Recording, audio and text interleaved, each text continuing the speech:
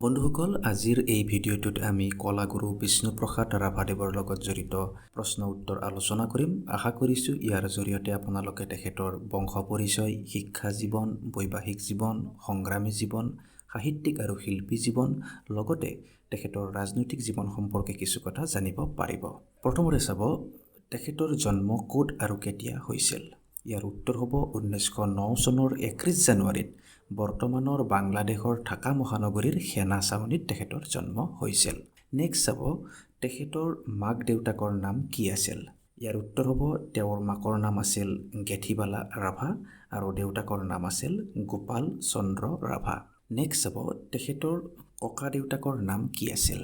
ইয়াৰ উত্তৰ হ'ব, তেখেতৰ ককা দেউতাকৰ নাম আছিল শনিৰাম কছাৰী। নেক্সট চাব, বিষ্ণু ৰাভা কোন সম্প্ৰদায়ৰ মানুহ আছিল। ইয়াৰ উত্তৰ হ'ব, বড়ো কছাৰী সম্প্ৰদায়ৰ বা বড়ো জনগোষ্ঠীৰ লোক আছিল।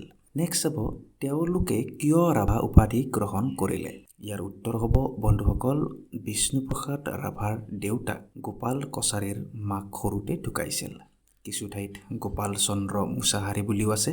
সেয়া যি কি নহওক, এখেতৰ মাক সৰুতে ঢুকোৱাৰ বাবে তেখেতৰ পিতৃ শনিৰাম কছাৰীয়ে তেওঁক চান্দবৰ ৰাভা নামৰ এজন আত্মীয়ৰ ওপৰত তেওঁক ডাঙৰ দীঘল কৰাৰ দায়িত্ব দিছিল। অৰ্থাৎ গোপাল কছাৰীয়ে এটা ৰাভা পৰিয়ালত ডাঙৰ দীঘল হৈছিল আৰু তাৰ বাবেই তেওঁ ৰাভা উপাধি গ্ৰহণ কৰিছিল আৰু সেই সূত্ৰেই তেওঁৰ সন্তান সন্ততিবোৰেও ৰাভা উপাধি লিখে। নেক্সট চাব, বিষ্ণু প্ৰসাদ ৰাভাৰ দেউতাক গোপাল চন্দ্ৰ ৰাভাই কি চাকৰি কৰিছিল। ইয়াৰ উত্তৰ হ'ব, প্ৰথমতে তেওঁ দ্বিতীয় আছাম ৰাইফলছ বাহিনীৰ সুবেদাৰ মেজৰ হিচাপে ইংৰাজ সৈন্যবাহিনীত সোমাইছিল। পিছলৈ পদোন্নতি লাভ কৰি তেতিয়াৰ পূৰ্ববংগ আৰু অসমৰ গভৰ্ণৰৰ এডিকং অৰ্থাৎ ADC হিচাপে নিযুক্ত হৈছিল। তেওঁক ৰায় বাহাদুৰ উপাধিও যচা হৈছিল আৰু 1913 চনত এখেতে অৱসৰ গ্ৰহণ কৰিছিল। এখেতে তেজপুৰ হাইস্কুলত নৱম শ্ৰেণীলৈকে পঢ়িছিল বুলি তথ্য পোৱা যায়। এখেতক ইংৰাজ চৰকাৰে অৱসৰৰ পাছত তেজপুৰত 2000 বিঘা মাটি দিছিল বুলিও তথ্য পোৱা যায়। অৱসৰৰ পাছত এখেতে তেজপুৰতে থাকে আৰু 1917 চনত এখেতৰ মৃত্যু হয়। বন্ধুসকল, লগতে এইটোও মনত ৰাখিব, এখেত তেজপুৰৰ বান ৰংগমঞ্চৰ লগতো জড়িত আছিল। তাত তেওঁৰ যথেষ্ট অৱদান আছিল। নেক্সট চাব, গোপাল ৰাভাৰ মুঠ সন্তান কেইজন আছিল। সিহঁতৰ নামবোৰ কি কি। বন্ধুসকল, ইয়াৰ উত্তৰ হ'ব 8জন। তাৰে পুত্ৰ 5জন। তেওঁলোক হ'ল দিলীপ, গোলাপ, নন্দলাল, বিষ্ণুপ্ৰসাদ আৰু ৰঞ্জিত। কন্যা আছিল 3জনী। তেওঁলোক হ'ল কমলা, মনমোহিনী আৰু লক্ষ্মী। নেক্সট চাব, বিষ্ণু ৰাভাই প্ৰাথমিক শিক্ষা ক'ত গ্ৰহণ কৰিছিল। ইয়াৰ উত্তৰ হ'ব, ঢাকাৰ সেনা বিভাগৰ বিদ্যালয়তেই তেওঁ শিক্ষা গ্ৰহণৰ আৰম্ভ কৰিছিল। অৰ্থাৎ ঢাকাৰ মিলিটাৰী প্ৰাইমেৰী স্কুলত তেওঁ প্ৰাথমিক শিক্ষা আৰম্ভ কৰিছিল। তেওঁ ইয়াতে বাংলা আৰু উৰ্দু ভাষাত শিক্ষা গ্ৰহণ কৰিছিল। নেক্সট চাব, তেওঁ প্ৰৱেশিকা পৰীক্ষা তথা হাইস্কুল শিক্ষান্ত পৰীক্ষাত কেতিয়া আৰু কোন বিদ্যালয়ৰ পৰা উত্তীৰ্ণ হৈছিল। ইয়াৰ উত্তৰ হ'ব, তেওঁ তেজপুৰ চৰকাৰী হাইস্কুলৰ পৰা 1926 চনত প্ৰৱেশিকা পৰীক্ষাত উত্তীৰ্ণ হয় আৰু এই বছৰতেই অৰ্থাৎ 1926 চনতেই তেওঁৰ মাতৃ গেথিবালা ৰাভাৰো মৃত্যু হয়। বন্ধুসকল, আপোনালোকে গম পালে, তেওঁ তেজপুৰ চৰকাৰী হাইস্কুলত হাইস্কুলীয়া শিক্ষা আৰম্ভ কৰিছিল। বন্ধুসকল, ইয়াতে তেওঁৰ মাধ্যম সলনি হোৱাৰ বাবে প্ৰথমতে 4ৰ্থ শ্ৰেণীৰ পৰীক্ষাত ফেইল হৈছিল, অৰ্থাৎ অকৃতকাৰ্য হৈছিল। পিছলৈ তেওঁ ইয়াতে 10ম শ্ৰেণীলৈকে খুব খাতিৰে উত্তীৰ্ণ হৈছিল আৰু প্ৰৱেশিকা পৰীক্ষাত তেওঁ সেই সময়ৰ অবিভক্ত দৰং জিলাৰ সকলো পৰীক্ষাৰ্থীৰ ভিতৰত সৰ্বোচ্চ নম্বৰ লাভ কৰিছিল আৰু প্ৰথম বিভাগত উত্তীৰ্ণ হৈছিল আৰু ইয়াৰ বাবে তেওঁ কুইন এম্প্ৰেছ পদকো লাভ কৰিছিল। নেক্সট হ'ব, প্ৰৱেশিকা পৰীক্ষাত উত্তীৰ্ণ হোৱাৰ পিছত তেওঁ কোন কলেজত নামভৰ্তি কৰে। ইয়াৰ উত্তৰ হ'ব, কলিকতাৰ চেণ্ট পল কলেজত। ইয়াতে তেওঁ বিজ্ঞান শাখাত নামভৰ্তি কৰে আৰু 1928 চনত এই কলেজৰ পৰাই তেওঁ প্ৰথম বিভাগত ISC পৰীক্ষাত উত্তীৰ্ণ হয়। বন্ধুসকল মনত ৰাখিব এইখন কলেজত কিন্তু তেওঁৰ BSc পঢ়া নহ'ল। লগতে এইটো মনত ৰাখিব যে এইখন কলেজত তেওঁ ক্ৰিকেট ছেক্ৰেটাৰীও হৈছিল। নেক্সট প্ৰশ্নটো চাব, তেওঁ কোন কলেজত BSc পঢ়িছিল? বন্ধুসকল ইয়াৰ উত্তৰ হ'ব কলিকতাৰ ৰিপন কলেজত। ইয়াতে তেওঁ পদাৰ্থ বিজ্ঞানত অনাৰ্ছ লৈছিল। ইয়াৰ BSc বাছনি পৰীক্ষাত তেওঁ কলেজৰ ভিতৰতে সৰ্বোচ্চ নম্বৰ পাইছিল। এই কলেজৰ ছাত্ৰ একতা সভাৰ ফুটবল সম্পাদক আৰু সাধাৰণ সম্পাদকো তেওঁ হৈছিল। কিন্তু বন্ধুসকল এই কলেজৰ পৰা তেওঁ BScৰ ফাইনেল এক্সাম দিব পৰা নাছিল। কাৰণ সেই সময়ত অৰ্থাৎ 1930 চন মানত দেশব্যাপী চলা আইন অমান্য আন্দোলনত তেওঁ যোগ দিছিল, যাৰ ফলত পুলিচে তালাচী চলাই তেওঁক হাৰাশাস্তি কৰিছিল। আৰু ইয়াৰ বাবেই তেওঁ ফাইনেল এক্সাম নিদিয়াকৈ ৰিপন কলেজ ত্যাগ কৰিছিল। নেক্সট বন্ধুসকল চাব, তাৰ পাছত তেওঁ কোন কলেজত নামভৰ্তি কৰিছিল? বন্ধুসকল ইয়াৰ উত্তৰ হ'ব তাৰ পাছত তেওঁ কোচবিহাৰৰ ভিক্টোৰিয়া কলেজ অৰ্থাৎ বৰ্তমানৰ আচাৰ্য বজেন্দ্ৰনাথ শীল কলেজত তেওঁ নামভৰ্তি কৰিছিল। ইয়াতে তেওঁ ইংৰাজীত অনাৰ্ছ লৈ কলা শাখাত নামভৰ্তি কৰিছিল, কাৰণ এইখন কলেজত বিজ্ঞান শাখা নাছিল। এই কলেজত তেওঁৰ পৰীক্ষাৰ ফলাফল কেনেকুৱা আছিল? বন্ধুসকল এই কলেজত তেওঁৰ BA কমপ্লিট নহ'ল বা স্নাতক ডিগ্ৰী সমাপ্ত নহ'ল, কিন্তু BAৰ চতুৰ্থ বাৰ্ষিক পৰীক্ষাত তেওঁ চতুৰ্থ স্থান অধিকাৰ কৰিছিল। নেক্সট চাব, তেওঁ এইখন কলেজৰ পৰা কিয় ওলাব লগা হৈছিল? বন্ধুসকল ইয়াৰ উত্তৰ কিছু দীঘলীয়া, তথাপিও আপোনালোকে শুনিব। সেই সময়ত নিয়ম আছিল যে যদিহে কোনো ৰাজবিষয়া বা ইংৰাজৰ চাহাবসকল ৰাজপথেৰে গৈ থাকে, সেয়া সাধাৰণ জনতাই দেখিলে বা তেওঁলোকৰ সন্মুখেৰে গ'লে সাধাৰণ প্ৰজাই মূৰ অৱনত কৰি বা মূৰ দোৱাই সন্মান প্ৰদৰ্শন কৰিব লাগে। এইদৰে এদিন কোচবিহাৰ ৰাজ্যৰ দেশীয় ৰজাৰ দেৱান নলিনী ৰঞ্জন শাস্ত্ৰগীৰ আৰু ইংৰাজ ৰিজেণ্ট হাচিনচন চাহাব এদিন ৰাজপথেৰে ঘোঁৰাত উঠি গৈ আছিল। কিন্তু বিষ্ণুপ্ৰসাদ ৰাভা আৰু তেওঁৰ বন্ধুবোৰে সেই বিষয়া দুয়োগৰাকীক দেখিও কোনো ধৰণৰ সন্মান প্ৰদৰ্শন কৰা নাছিল। আৰু এইবাবেই তেওঁলোকে বিষ্ণু ৰাভা তথা তেখেতৰ বন্ধুসকলক ৰাজদ্ৰোহৰ আখ্যা দি আত্মসমৰ্পণ কৰিবলৈ নিৰ্দেশ দিছিল। বিষ্ণু ৰাভাই এই নিৰ্দেশ মনাটো দূৰৰ কথা, ইয়াৰ পৰিৱৰ্তে দেশীয় শাসক আৰু ইংৰাজ শাসকক সমালোচনা কৰি এফাকি ব্যংগ কবিতা লিখি কোচবিহাৰ ৰজাৰ প্ৰাসাদৰ প্ৰধান দুৱাৰৰ বেৰতে মনে মনে আঁৰি দিছিল, যাৰ বাবে তেওঁক 24 ঘণ্টাৰ ভিতৰতে কোচবিহাৰ ত্যাগ কৰাৰ নিৰ্দেশ দিছিল। আৰু সেই মৰ্মে ভিক্টোৰিয়া কলেজৰ অধ্যক্ষই তেওঁক কলেজৰ পৰা বহিষ্কাৰ কৰিছিল। বন্ধুসকল সেই কবিতাফাকি আছিল এনেধৰণৰ: ৰাজ্যে আছে দুইটি পাঠা, একটি কালো একটি সাদা, ৰাজ্যেৰ যদি মংগল চাওঁ, দুইটি পাঠাই বলি দাও। ইয়াৰ পিছৰ প্ৰশ্নটো চাব, ইয়াৰ পাছত তেওঁ ক'ত নামভৰ্তি কৰিছিল? ইয়াৰ পাছত তেওঁ ৰংপুৰৰ কাৰমাইকেল কলেজত নামভৰ্তি কৰিছিল, কিন্তু ইয়াতো তেওঁৰ স্নাতক ডিগ্ৰী সমাপ্ত নহ'ল। ইয়াতো তেওঁ এবাৰ কলেজৰ ভৱনৰ ওপৰত উৰি থকা ইংৰাজৰ পতাকা নমাই আনি জ্বলাই দি ভাৰতীয় জাতীয় পতাকাখন আঁৰি দিছিল। ফলত তেওঁক আৰু তেওঁৰ সহযোগীসকলক গ্ৰেপ্তাৰ কৰিবৰ বাবে বিচাৰি ফুৰিছিল। আৰু এনে প্ৰতিকূল অৱস্থাৰ বাবেই তেওঁ এই কলেজখনো ত্যাগ কৰিবলৈ বাধ্য হৈছিল। বন্ধুসকল এইদৰেই 1931 চনত স্নাতক ডিগ্ৰী কমপ্লিট নকৰাকৈয়ে তেওঁৰ ছাত্ৰ জীৱনৰ সমাপ্তি ঘটিছিল। নেক্সট হ'ব এখেতৰ বিবাহ কেতিয়া হৈছিল?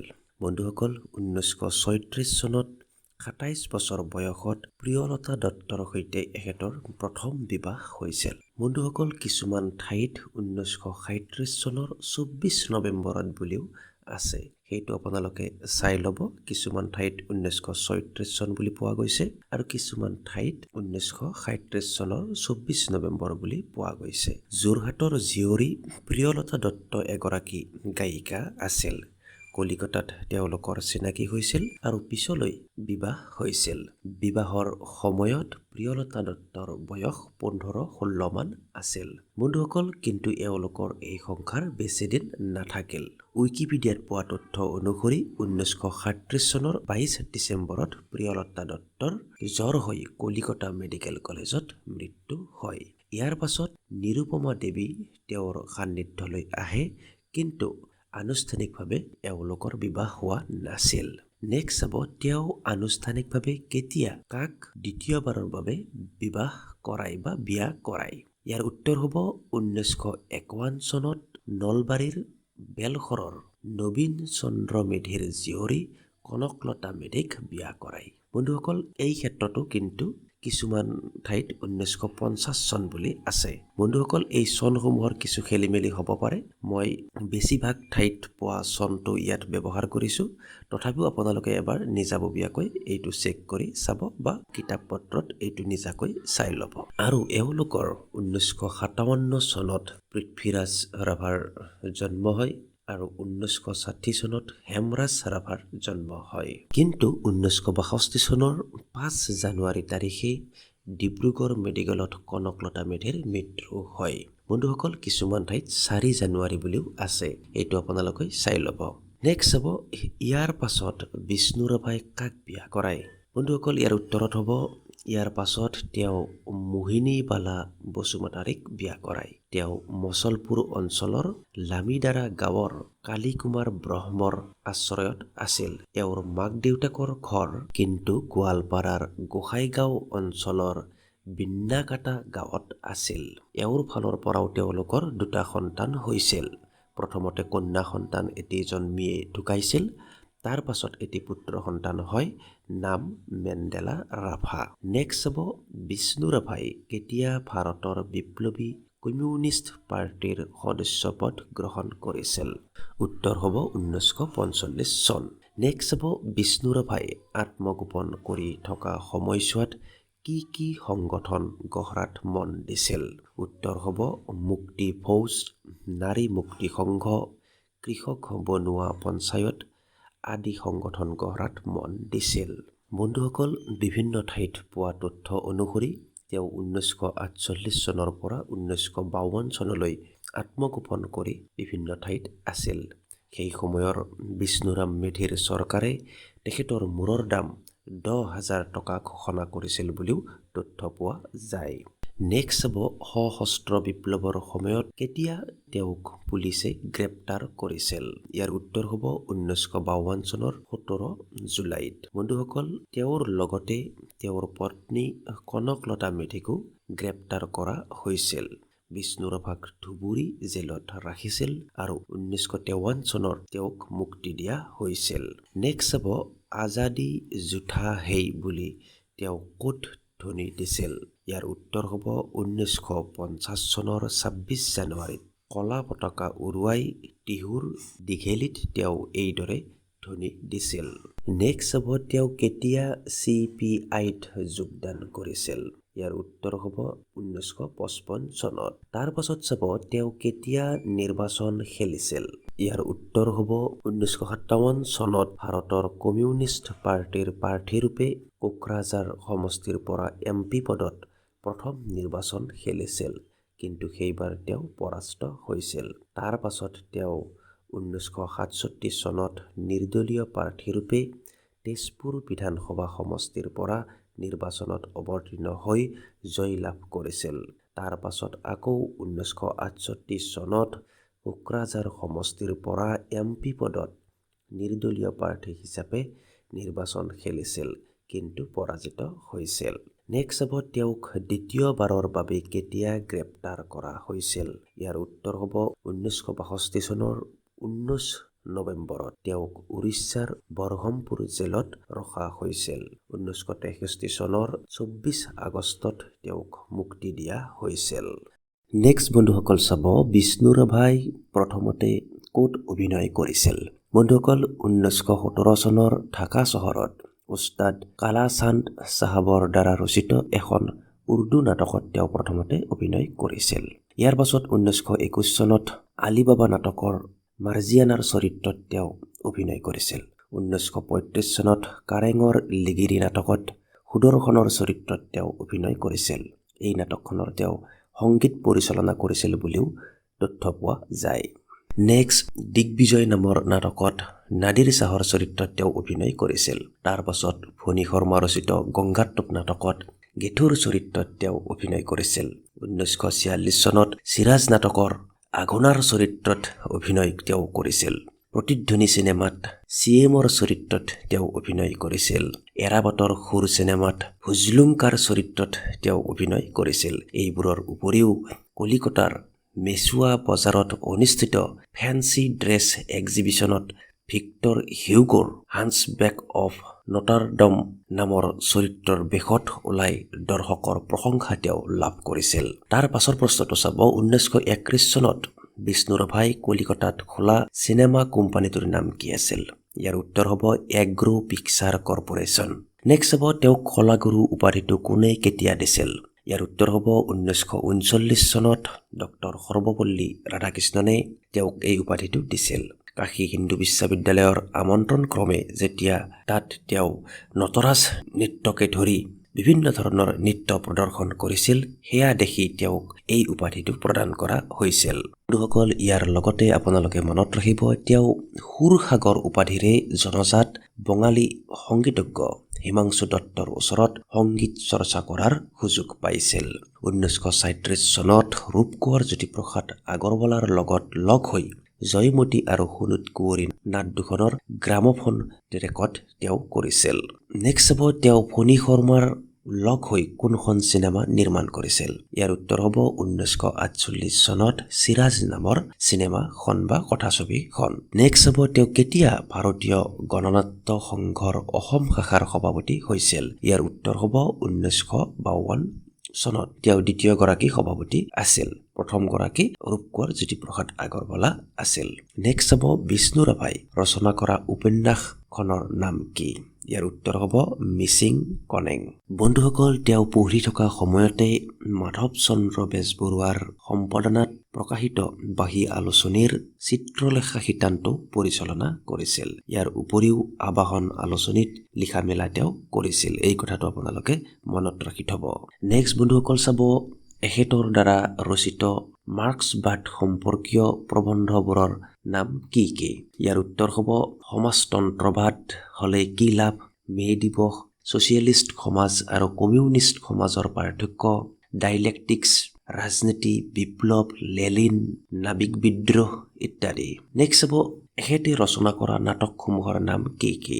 ইয়াৰ উত্তৰ হ'ব শকুন্তলা, মুক্তি দেউল, ন পৃথিৱীৰ নতুন যুগ, কৃষক, সপোন কুঁৱলী আদি। বন্ধুসকল, ইয়াৰ উপৰিও অসমীয়া কৃষ্টি নামৰ প্ৰবন্ধ, বৃহত্তৰ অসমৰ পৰিকল্পনা নামৰ প্ৰবন্ধ, হিয়াৰ পুং নামৰ গল্প, মামীৰ হাৰ নামৰ গল্প, 20 বছৰ জেইল নামৰ গল্প, এইবিলাক এওঁৰেই অৱদান আছিল, অৰ্থাৎ এখেতেই ৰচনা কৰিছিল।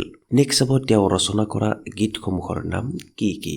ইয়াৰ উত্তৰ হ'ব পৰজনমৰ শুভ লগনত, মোৰ কবিতাৰ ছন্দ লাগি, লগন উকলি গ'ল, এই মোৰ শেষ গান ইত্যাদি। নেক্সট হ'ব, এখেতে ৰচনা কৰা কবিতাসমূহ কি কি?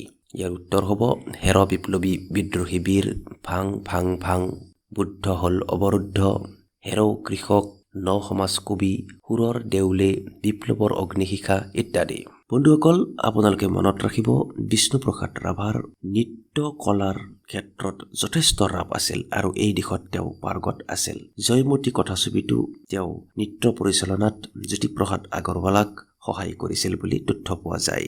মনোমতী বোলছবিত নৃত্য পৰিচালক হিচাপে কাম কৰিছিল বুলিও তথ্য পোৱা যায়।